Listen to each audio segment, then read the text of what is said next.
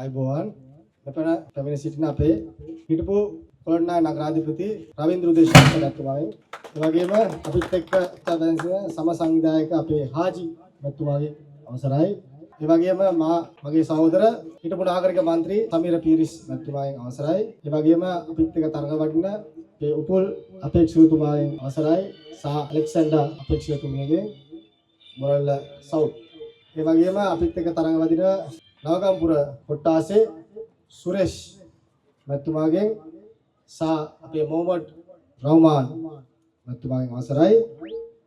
ඒ වගේම මෙතන පැමිණ සිටින අපේ මේ කොට්ටාසේ නියෝජනය කරන අපේක්ෂකතුමිය ෆාතිමා හැරිස් තුමියගෙන් අවසරයි.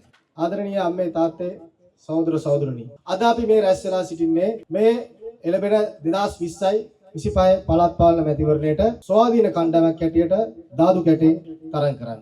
අත් වශයෙන් අපි ස්වාධීන ගමනක් යමු කියලා අපි තීරණය කරේ.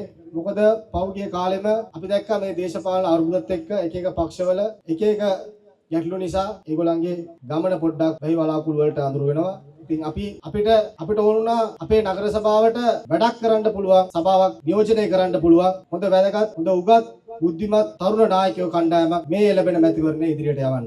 අපි ගිය පාර තරඟ කරද්දී අපිට ඇත්තටම තරඟ ගන්න බොහොම කෙටි කාලෙකින්. නමුත් අපි മന്ത്രിලා 4 දෙනෙක් විතර අපේ නගර සභාවේ නියෝජනය කරා. අපි පත් කරා. මෙදා පාර අපි රැස් කරලා තියෙනවා හොඳ බලවත් හොඳ බුද්ධිමත් උගත් ක්‍රියාශීලී කණ්ඩායමක්. ඇත්තටම දැන් එන නායකයෝ ওই පත් වෙලා එන නායකයෝ මේ පැත්තේ ගත්තොත් මේ වැසිකිලි පද්ධති බලන්න මේවා කොච්චර කාලයක් තිස්සේද මේ ඕගලන්ට කොච්චර අපහසුතාවයක් ඕගලන් දුක් විඳිනවද මේ වතුර පිරීලා වැසිකිලි කවුරුත් හදන්න නැතුව. නමුත් മന്ത്രിවරුන්ට හම්බ වෙනවා මේ මකර සභාවට ගිහිල්ලා ප්‍රතිපාදන. ඒ ප්‍රතිපාදන මම හිතන්නේ එක්කෙනෙක්ට ලක්ෂ 20ක් හම්බ වෙනවා. එතකොට ඒ ලක්ෂ 20 අවුරුද්දට. එතකොට අවුරුදු 5ටම හම්බ වෙනවා ලක්ෂ 100ක්. ඒ අවුරුදු 5ම ඒ කරලා තියෙන වැඩසටහන එක්ක අපි මේ පැති බලද්දී මොනවාද වෙලා තියෙන අසාධාරණේ කියලා අපිට හොඳ පැහැදිලිව පේනවා. ඉතින් ආදරණීය අම්මේ තාත්තේ සහෝදර සහෝදරනි මේ ඕගොල්ලන්ගේ පුංචි කතරෙන් තමයි මේ ජනාධිපති වෙනකන් පාර්ලිමේන්තුව වෙනකන් මේ නායකයෝ යන්නේ. අද අපිට ඇවිල්ලා තියෙන්නේ මේ මැතිවරණේ ඕගොල්ලන්ට ශක්තියක් ගෙන දෙන්න. ඕගොල්ලන්ගෙම ළඟ ඉන්න. ඕගොල්ලන්ට නායකත්වයක් දෙන්න පුළුවන් නායකයෙක් පත් කරගන්න. මොකද රටේ අපි ජනාධිපතිතුමා පත් කරා. එතුමා වැඩ පිළිවෙලක් කරන් යනවා.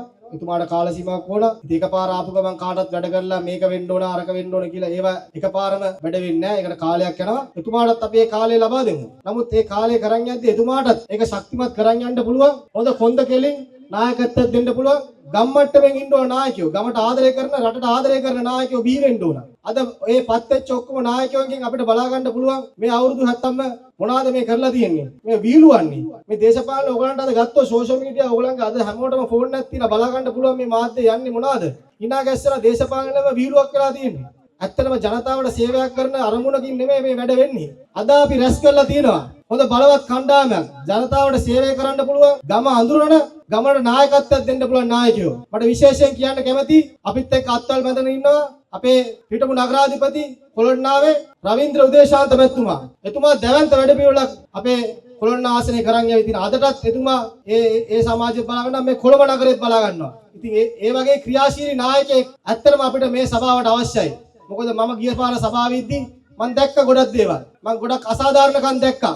කොට්ටාස වලට අසාධාරණකම් ප්‍රතිපාදන වෙන් වෙන හැටි ඒ ප්‍රතිපාදන කපලා ඒවා ලබා දෙන්නේ නැහැ. ඒ වලට ෆයිට් කරලා ඒ වලට අපි තරඟ කරලා ගන්න පුළුවන්. හොඳ කතිකත්වයේ තියෙන හොඳ ඉස්සරහට යන්න පුළුවන්. ඒ සභාවේ දෙයක් කරන්න පුළුවන් නායකයෝ අපි යවන්න ඕන. මම එතුමාට කතා කරේ මගේ පියා ලාල් පීරිස් එතුමා නාගරික මන්ත්‍රී කෙනෙක් වෙලා 2006 කාලේ සීමාවේ මේ ලංකාවේ හිටියා. නමුත් එතුමා විදේශක ගත වෙලා ඉන්නේ මේ කාලේ. නමුත් එතුමා ඒ 2006 ඒ ගත්තේ ආරම්භයේ අදටත් ඒ ආරම්භයේ අපේ කට්ටිය පැවැත්වගෙන යනවා. කවදාවත් ජනතාව අතහැරියේ නැහැ. ජනතාවත් එක්ක රැඳිලා ජනතාවගේ දුක අඳුරගෙන එතුමාගේ ශක්තියෙන් එතුමා උදව් කරන් යනවා. එතුමාට සංවිධායකවරු ඉන්නවා මේ කොළඹ. ගොඩක් කට්ටිය අපිත් එක්ක අත්වල වැදගෙන ඉන්නේ. මොකද ඒගොල්ලන්ටත් ඕන මේ රටට මේ කොළඹ නගරයට කොන්ද කෙලින් ආඩම්බරකමෙන් අපිට වැඩක් කරන නායකත්වයක් දෙන්න පුළුවන්. නායකයෝ බිහි කරන්න. මොකද වැඩක් කරන නායකයෝ තමයි යවන්න නිකන් නිදාගෙන ගෙවල් වලට එලා වැඩ කරන්නේ නැති නායකයෝ යවලා අද පේනවනේ. මොනවාද මේ පාර්ලිමේන්තුවේ වෙලා තියෙන්නේ? රටේ මොනවාද වෙලා තියෙන්නේ කියලා. ඒ නිසා එතුමා ගත්තේ වෙඩිමුරේ අදටත් අපේ මේ කට්ටිය ඔක්කොම අත්වල බැඳගෙන හොඳ බලවත් කණ්ඩායමක් රැස් කරලා අද අපි ඉදිරියට ඇවිල්ලා තියෙනවා මේ ෆාතිමා හැරිස් අපේක්ෂිතුමිය මේ කොට්ටාසේ නියෝජනකාරන් ඉස්සරහට අරගෙන. ඉතින් මම ඔබ තමුන්වහන්සේ දැන් ඉල්ලන්නේ රැවටෙන්න එපා. ඇති අපි රැවටුණා හොඳටම.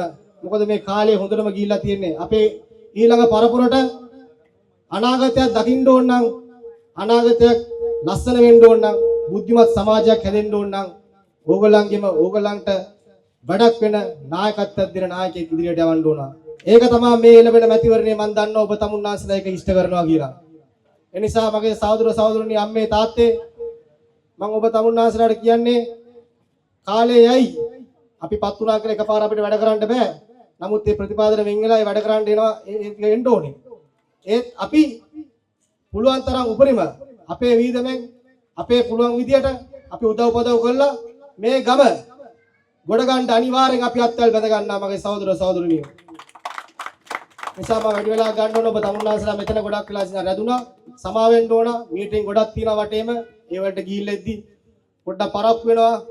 ඒ කාර්ය බහුල වෙනවා. ඉතින් ඇත්තටම ස්තුතියි අපි වෙනකම් මෙතන රැඳී සිටුවට. ඔබ සියලුම දෙනාටම මම ආයෝජනා කරන්නේ මේ ෆාතිමා හැරිස් අපේක්ෂතුමිය මේ කොට්ටාසෙන් ඉහළින්ම ජයග්‍රහණය කරන්න කියමින් මම ආයෝජනා කරමින් මගේ වචන ස්වල්පය මම අවසන් කරනවා. ඔබ සියලුම දෙනාටම දීපීටයි